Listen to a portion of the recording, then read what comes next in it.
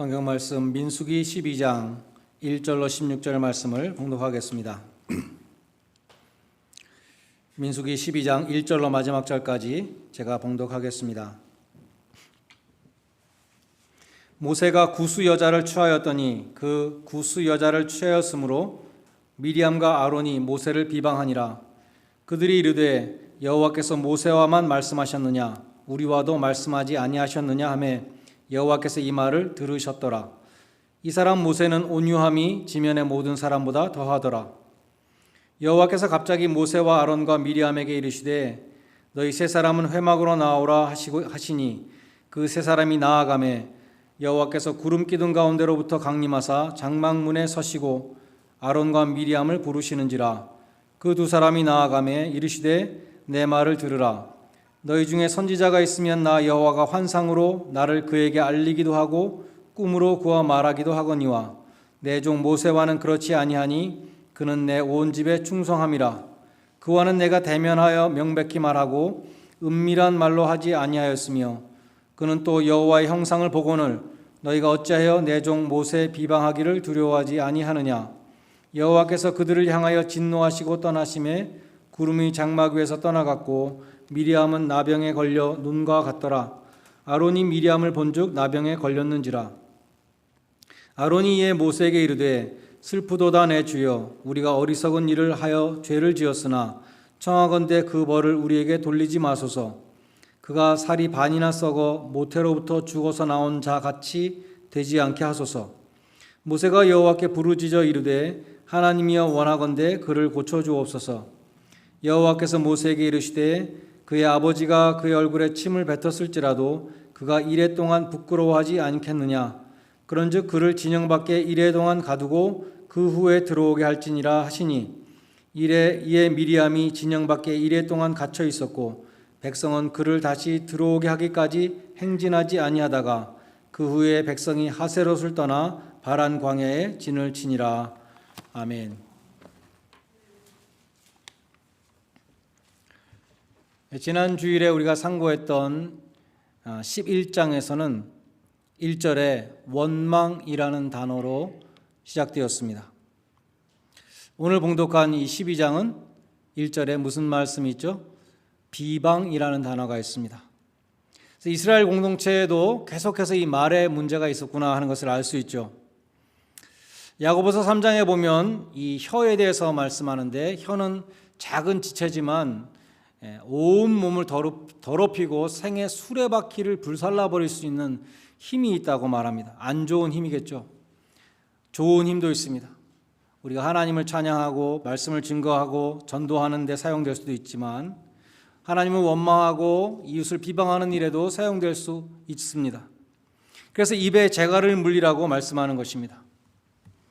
한국에 전에 유명한 스님이 10년 동안 말을 안 하는 무건 수행을 했다. 그런 기사를 읽은 적이 있습니다. 기독교에도 침묵 수행을 하는 수도원이 있었다고 합니다. 한 젊은이가 그 수도원에 들어갔는데 그 수도원에 규율이 있어요.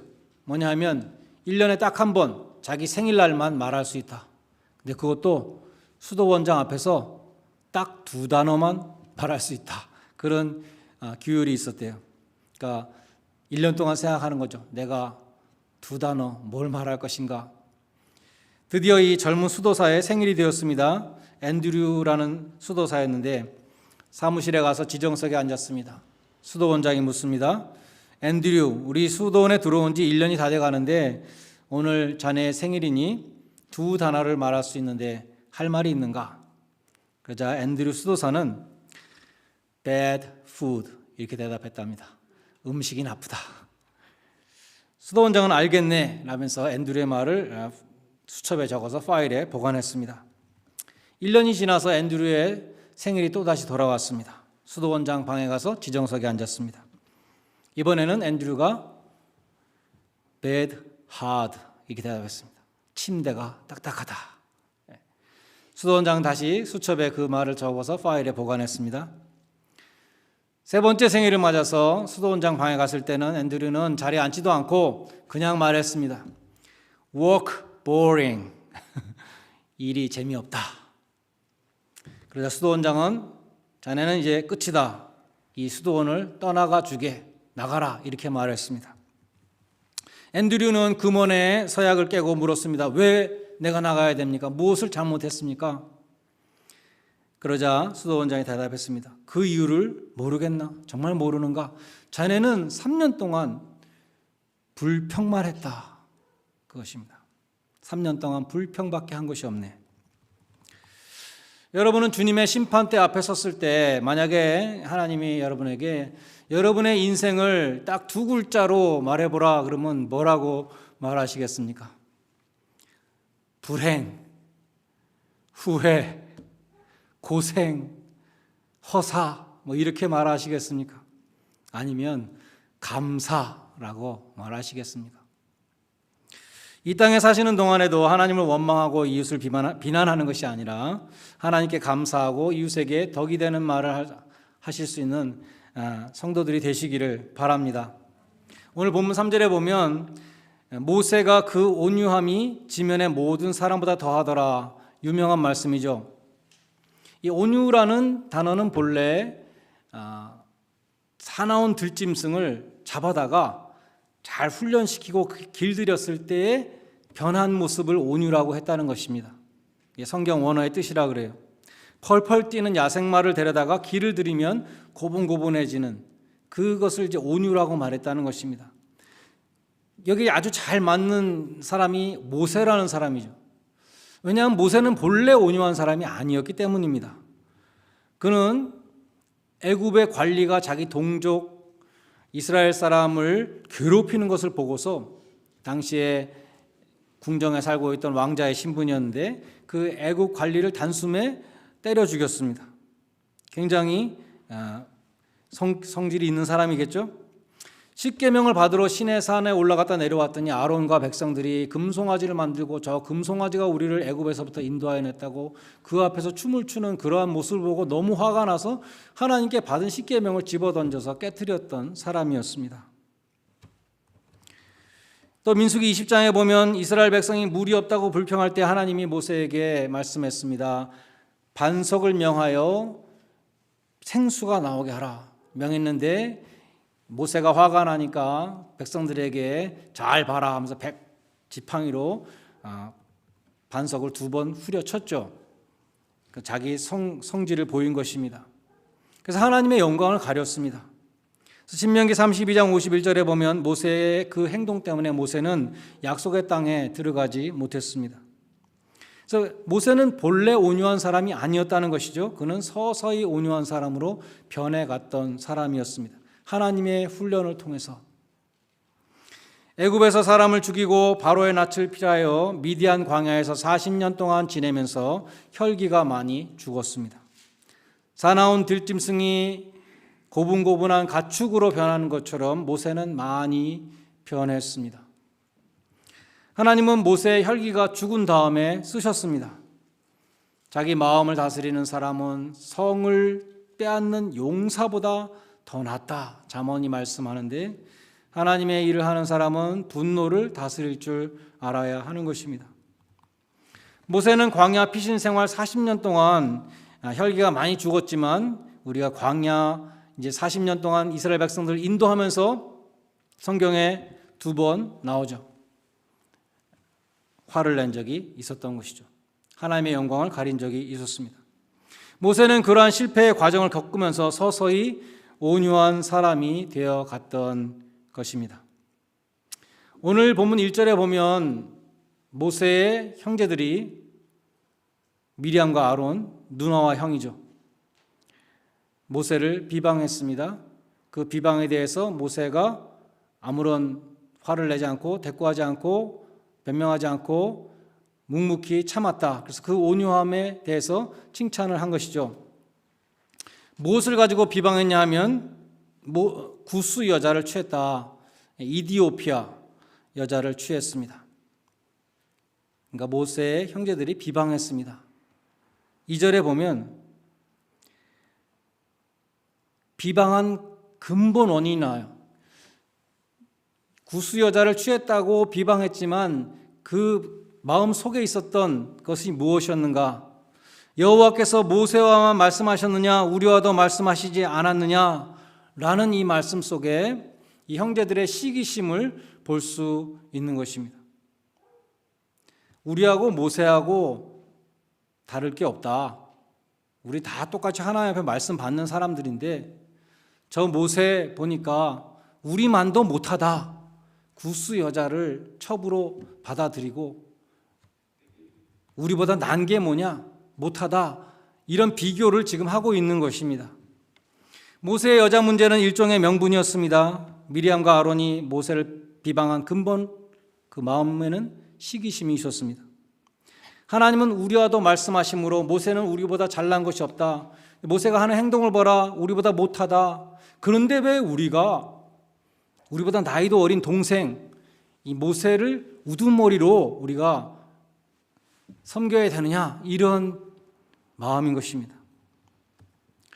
시기는 가까운 사람에게 느끼죠. 눈에 안 보이는 사람에게 시기심을 느끼지 않습니다. 또 같은 직종에 종사하는 사람에게 시기심을 느끼죠. 목사는 다른 목사에게 시기심을 느낄 때가 있습니다. 음악을 하는 사람이 미술을 전공한 사람이 그림을 잘 그린다고 그거에 대해서 시기하지 않죠. 교회에 어떤 여자분이 아주 명품 가방을 들고 오면 그게 짝퉁이다라고 수군거리는 그런 소리가 있습니다.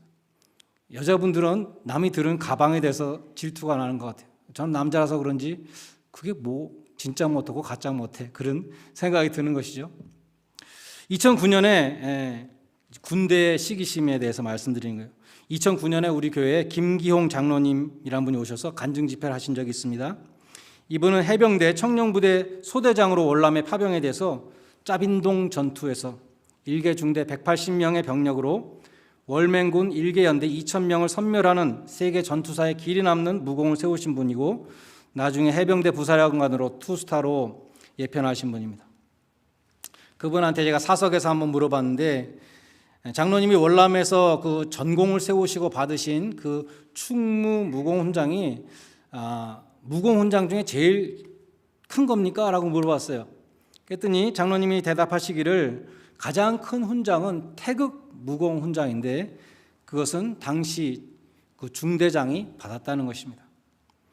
그런데 이어서 말씀하시기를 그 중대장님은 장로님의 사관학교 4년 선배인데 아주 훌륭하신 분이었다는 것이죠. 그런데 태극 무공훈장을 받고도 대령을 못 달고 제대했대요.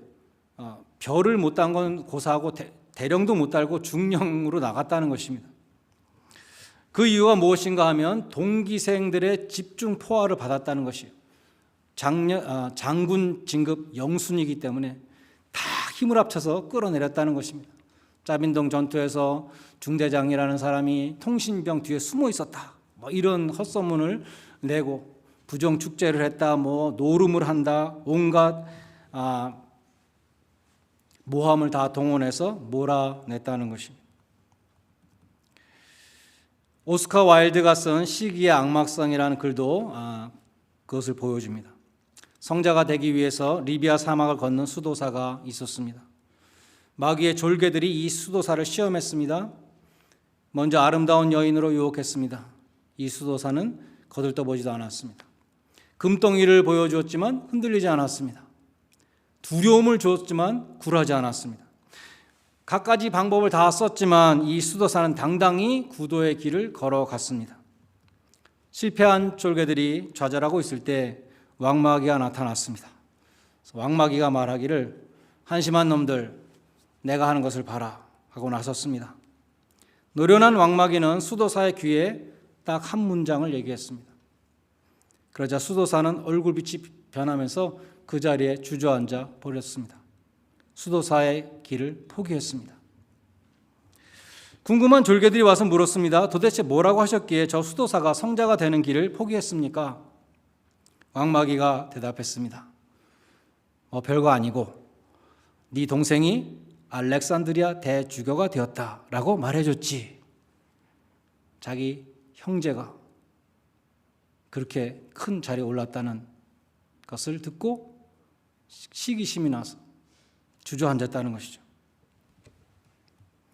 가까운 사람, 눈에 보이는 사람, 나하고 같은 길을 가고 있는 사람에게 시기심을 느끼는 것입니다. 모세의 형제 미리암과 아론은 형제들이었고 같은 리더들이었어요. 같은 리더들. 그래서 시기심이 생긴 것입니다. 출애굽기 15장 20절에 보면 미리암은 선지자라 그랬습니다. 그러니까 하나님이 우리한테도 말씀하시지 않느냐라는 말이 맞는 말이에요. 하나님은 미리암에게도 말씀하셨습니다. 뿐만 아니라 미리암은 여장부였습니다. 출애굽한 다음에 손에 소고를 들고 춤을 추면서 그 축제를 인도했어요. 아론은 어떻습니까? 아론은 이스라엘에 한 명밖에 없는 대제사장이었습니다. 온 이스라엘 회중을 대표해서 하나님 앞에 나아가 제사를 드리는 사람이었습니다. 아론은 모세의 형이었고 모세보다 말도 잘했습니다. 모세가 입이 나는 뻣뻣해서 말을 못해서 출애굽의 리더가 될 수 없습니다. 이렇게 사양했을 때 하나님이 그랬죠. 네 형 아론이 말을 잘하지 않냐? 네 형 아론을 대변인으로 세워라. 그렇게 말씀했던 것이죠. 그래서 미리암과 아론은 모세가 뭐 그리 대단하냐? 그도 별 수 없다. 우리보다 잘난 것이 뭐냐? 이렇게 비방한 것입니다. 성경에는 그런 비방에 대해서 모세가 뭐라고 대꾸했다는 기록이 없습니다. 대신 이 사람 모세는 온유함이 지면의 모든 사람보다 더하더라. 전에 개역 한글 성경에는 승하더라. 이렇게 기록되어 있습니다. 비방을 묵묵히 받았다는 것이죠. 그런데 그 비방을 오늘 성경에 보면 하나님이 들으시고 하나님이 그들을 책망하시고 징계하셨다라고 기록되어 있습니다. 우리와 다를 것이 무엇이냐 는 말에 대해서 모세는 너희와 근본적으로 다르다 이렇게 말씀하셨습니다. 그와는 내가 대면하여 명백히 말하고 은밀한 말로 아니하며 또 그는 여호와의 형상을 본다 라고 말씀하셨고 모세는 충성된 종이다. 그런데 너희가 어찌하여 내 종 모세를 비방하는 것을 두려워하지 않느냐라고 말씀하셨습니다. 하나님은 미리암에게 아론에게 진노하셨고 미리암에게 문둥병을 내리셨습니다. 로마서 12장 19절에 보면 원수를 친히 갚지 말고 하나님의 진노하심에 맡기라라고 말씀합니다. 하나님께 맡기는 사람은 분노를 조절할 수 있습니다. 감정을 통제하고 온유한 자가 될 수 있습니다. 하나님이 신임하시는 종 모세를 비방한 미리암을 하나님이 직접 벌하셨습니다. 우리에게는 다른 사람을 심판하고 정죄할 자격이 없습니다. 그것이 성경이 말씀하는 거예요. 우리 자신이 심판받고 정죄받아야 될 사람들이기 때문에 우리에게는 다른 사람을 정죄하고 심판할 권한이 없다는 것입니다. 가늠한 여인을 돌로 쳐 죽이겠다고 무리들이 예수님 앞에 몰려들어왔죠. 그때 예수님이 너희 중에 죄 없는 자가 먼저 쳐라. 죄 없는 자가 먼저 돌을 던지라 그랬을 때 사람들이 전부 깨달았다는 것이죠. 자기가 죄인인 것을 깨닫고 나한테 죄가 있다는 것을 깨닫고 나는 이 돌을 던질 권리가 없다는 것을 깨닫고 젊은이로부터 노인에 이르기까지 다 정죄의 돌을 내려놓고 사라졌다는 것입니다. 사도 바울은 자신을 죄인의 괴수라고 불렀습니다. 우리도 마찬가지로 내가 죄인이요 무익한 종이라는 것을 깨달은다면 더 이상 다른 사람과 비교하며 시기하지 않을 것입니다. 두 단계를 거치는 것입니다. 이 시기라는 것은 첫째는 내가 저 사람보다 잘났다. 그것이 첫 단계예요. 마음속의 교만입니다. 두 번째는 불평입니다. 내가 더 잘났는데 왜 나는 저 사람보다 못한 환경에 있는가? 이것이 두 번째죠. 첫 번째는 내가 잘났다는 교만. 두 번째는 근데 내 환경으로 이거밖에 안 되냐는 불평. 항상 이 두 단계를 거치는 것입니다. 내가 죄인이며 내가 무익한 종이라는 것을 깨달을 때 우리는 다른 사람보다 잘났다고 생각하지 않게 되고 내 환경에 대해서도 불평하지 않게 된다는 것입니다. 내가 처해 있는 이 상황은 하나님이 주신 것입니다. 모든 것을 합력하여 선을 이루시는 하나님이 주신 것입니다. 나에게 선을 이루시기 위해서 하나님이 주신 것입니다. 나의 성화를 위해서 맞춤형으로 주신 것입니다.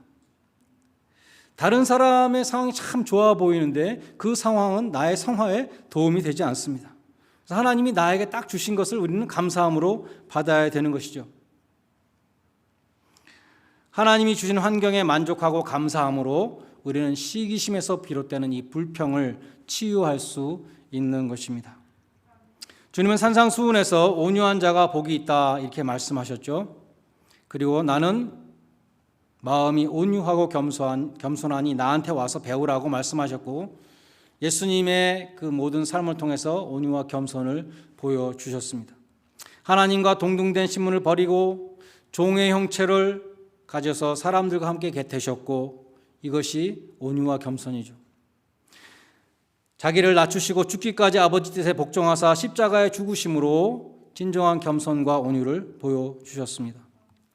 십자가에 죽으시는 순간에도 자신을 모독하고 우롱하고 비웃는 무리들을 위해서 기도하셨습니다. 저희를 용서하여 주옵소서. 자기들이 하는 행동이 무슨 행동인지 모르고 하는 것입니다. 네가 하나님의 아들이라면 십자가에서 내려와 봐라. 조롱하는 무리들을 위해서 기도하시는 주님의 모습을 볼 때 우리는 참된 온유를 깨닫게 되는 것입니다.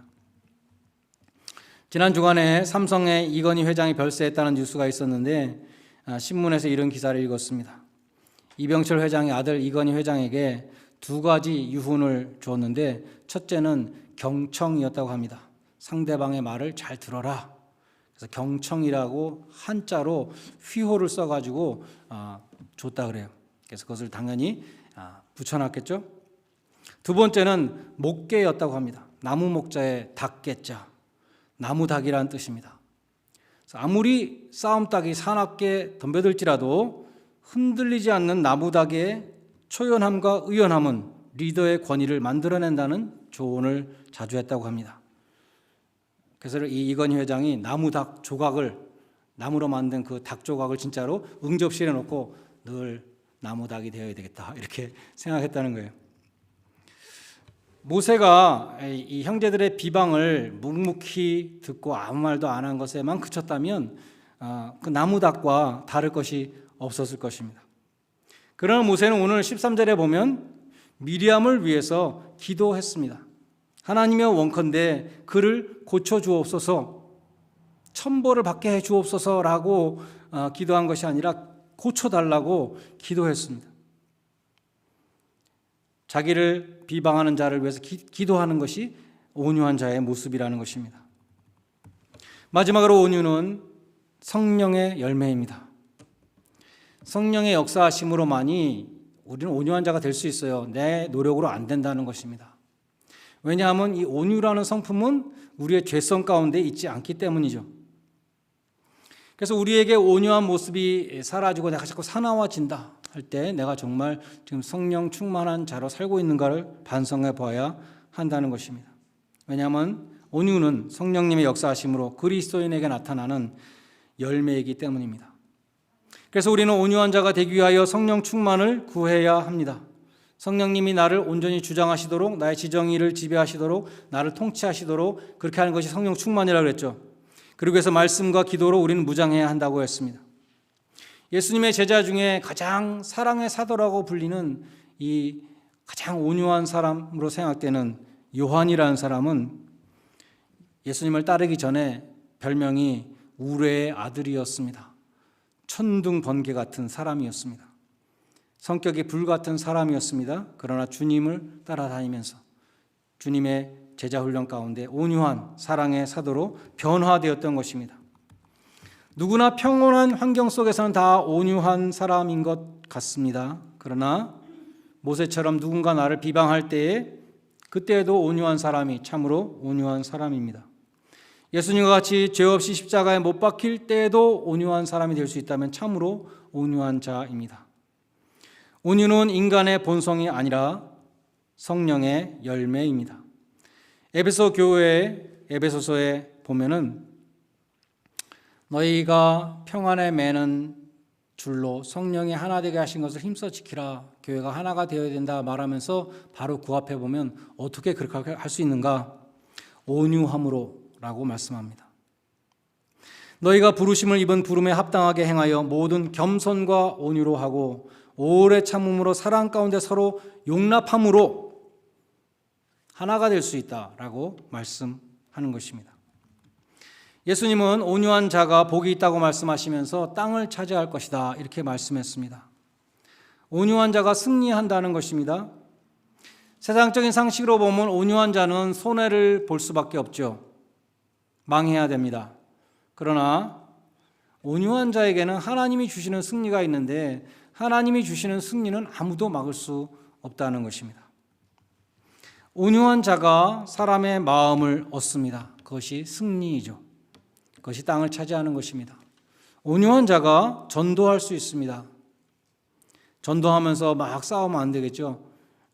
온유한 사람이 하나님의 나라를 확장시킵니다. 그것이 승리고 땅을 차지하는 것입니다.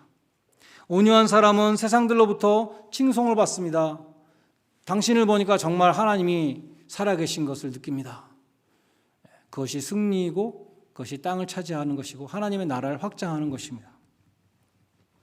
부디 여러분 모두가 성령 충만한 가운데 온유한 자들이 되셔서 하나님이 주시는 승리를 취하시기를 주님의 이름으로 간절히 축원드립니다. 기도하시겠습니다. 하나님 아버지, 성내는 것이 하나님의 의를 이루지 못한다고 말씀하셨습니다. 예수님의 온유함과 겸손함을 늘 바라보며 십자가를 바라보며 온유함으로 하나님의 나라를 확장시키고 온유함으로 하나님의 영광을 드러내는 하나님의 종들이 되게 하여 주시옵소서. 성령 충만함으로 온유의 열매를 맺게 해주시고 온유함으로 승리하는 자들 되게 하여 주시옵소서. 예수님의 이름으로 기도